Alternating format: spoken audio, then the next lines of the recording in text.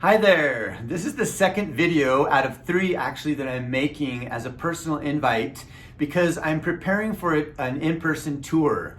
So my first stop is Yogaville for a week, and then directly after that I'm flying to Ottawa, Canada.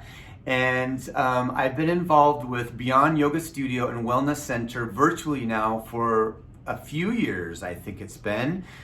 We've been planning for 3 years for me to be there in person. Then with all the travel restrictions, it hasn't happened yet. So finally it's happening. I'm coming to Ottawa at the end of May. It's a series of workshops. They're standalone, but they can also be taken consecutively. Friday night, community night, where I'm teaching a class and there's a meet and greet afterwards and hopefully a sound healing. And then on Saturday, a 2-hour workshop, and Sunday, a 5-hour workshop, which is more considered like a deep dive, where there'll be 2 classes and 2 learning labs and a presentation on the neuroscience, philosophy, and method of Gentle Somatic Yoga. So I can't wait. One of my dear friends and GSY faculty members, Nikki Jameson, lives in Ottawa. She's the one that introduced me to the folks at Beyond. So this is just gonna be like a big party.